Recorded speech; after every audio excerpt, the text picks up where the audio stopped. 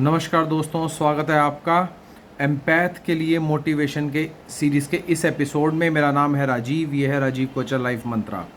दोस्तों, एम्पैथ जब नार्सिसिस्ट के साथ होता है तो उसको बेइज्जती एक बार झेलनी ही पड़ती है। बेइज्जती होगी ही होगी। एक बार मैं हिसाब से कह रहा हूँ कि उसके बाद या तो आप जाग जाएं।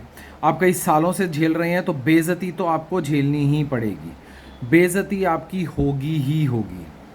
बेइज्जती होने का मतलब ये नहीं होता है कि आप थक कर हार कर बैठ जाएं।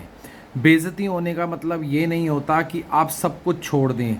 बेइज्जती होने का मतलब ये नहीं होता कि दुनिया भर में मेरी जग हंसाई हो गई है तो मैं अब आगे बढ़ना छोड़ दूं, मैं लड़ना छोड़ दूं, मैं दिमाग चलाना छोड़ दूं। क्योंकि बहुत सारे एम्पैथ्स जो होते हैं वो सुपर एम्पैथ बनने से पहले जब उनकी बेइज्जती होती है तो वो हथियार डाल देते हैं। जब उनकी बेइज्जती होती है तो वो आगे बढ़ना छोड़ देते हैं। जब उनकी बेइज्जती होती है तो वो अपने आप को सरेंडर कर देते हैं नार्सिसिस्ट के सामने। लेकिन अगर आप अपने आप को सुपर एम्पैथ बनाना चाहते हैं तो क्या हुआ अगर आपकी बेइज्जती हो गई? क्या हुआ अगर आपने एक बार, दो बार, 10 बार, 20 बार, 5 साल, 10 साल अपनी लाइफ में एक निचला स्तर देख लिया? क्या हो गया कि आपको लगता है कि आप इतने कमज़ोर हैं कि अगर आपकी लाइफ में बेइज्जती एक ऐसे इंसान ने आपकी करी जो बेइज्जती भी जानबूझ के करी गई थी, जो बेइज्जती प्लान थी, वो बेइज्जती होने के बाद में, दुनिया में जगह सही होने के बाद में आप बाउंस बैक क्यों नहीं कर सकते? आप आगे क्यों नहीं बढ़ सकते? एक बेइज्जती का अंश ही बहुत काफ़ी होता है आपको आगे बढ़ाने के लिए। पांडवों के सामने उनकी वाइफ का चीरहरण किया गया था, वो एक बहुत बड़ी बेइज्जती थी।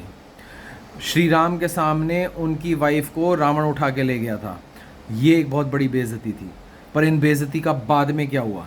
इन बेइज्जती का बाद में ये हुआ कि उन लोगों ने, उन हमारे भगवानों ने उस चीज़ का तोड़ निकाला और आगे देखिए जीत किसकी हुई थी।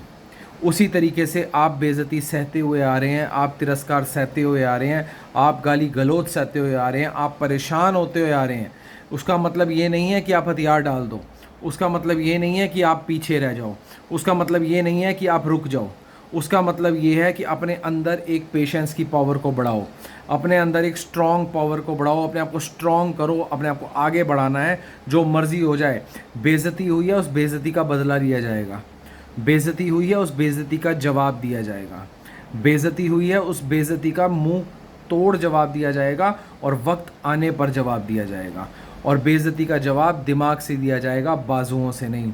बेइज्जती का जवाब दिमाग से दिया जाएगा, प्लानिंग करके, ना कि मुंह पे गाली दे के, चीख कर, चिल्ला कर, जिससे दुनिया तुम्हें पागल समझने शुरू हो जाएगी। नहीं, तुम्हें दिमाग लड़ाना होगा। जो तुम्हारी बेइज्जती हुई है उसको अंदर एक बीज की तरह तुम्हें पालना होगा। वो बीज जब पौधा बनेगा तो उसमें से ही फल टूटेंगे, वही तुम्हें आगे बढ़ाएगी। वो बेइज्जती को तुम बेइज्जती मत समझो, उस बेइज्जती को तुम एक तरीके का ये समझो कि ये तुम्हें एक वजह दे रही है, वो बेइज्जती आगे बढ़ने के लिए। वजह दे रही है वो बेइज्जती तुम्हें कुछ करने के लिए। वजह दे रही है वो बेइज्जती तुम्हें नार्सिसिस्ट से भी आगे बढ़ जाने के लिए। नार्सिसिस्ट सोचता रह जाए कि मैंने तो इसको दबाने का सोचा था, ये कहाँ से कहाँ निकल गया या निकल गई, ये तो मेरे हाथों से भी बाहर निकल गया, ये तो मेरे, जो मैं सोचता था इसको कहाँ नौकर बना के रखूँगा, ये तो मेरे मालिक के स्तर पे पहुँच गया।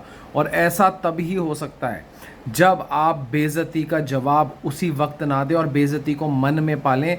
बेइज्जती को ये ना सोचें कि हाय मेरे साथ क्या हो गया, दुनिया में मेरी जगह सही हो गई, ये तो बहुत बुरा हो गया, अब तो कोई फ़ायदा ही नहीं है, मैंने तो अपनी इज्जत बना के रखनी थी, ये नार्सिसिस्ट ने मेरे साथ क्या कर दिया।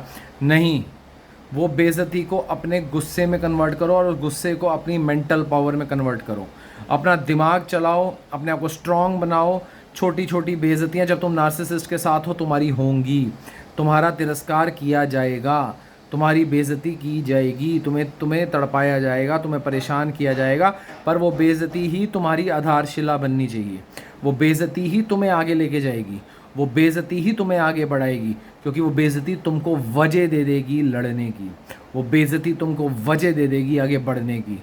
वो बेइज्जती तुमको एक प्लेटफॉर्म देगी जिसके ऊपर तुम अपनी मर्जी का अपना किला बनाओगे। वो बेइज्जती तुम्हें वजह दे देगी कि तुम नार्सिसिस्ट के जो उसने जो एक जाल बुना हुआ है उससे बाहर निकल जाओगे। तो बेइज्जती को ये मत सोचो कि तुम्हारी आज बेइज्जती हो गई, तुम्हारी जग हंसाई हो गई।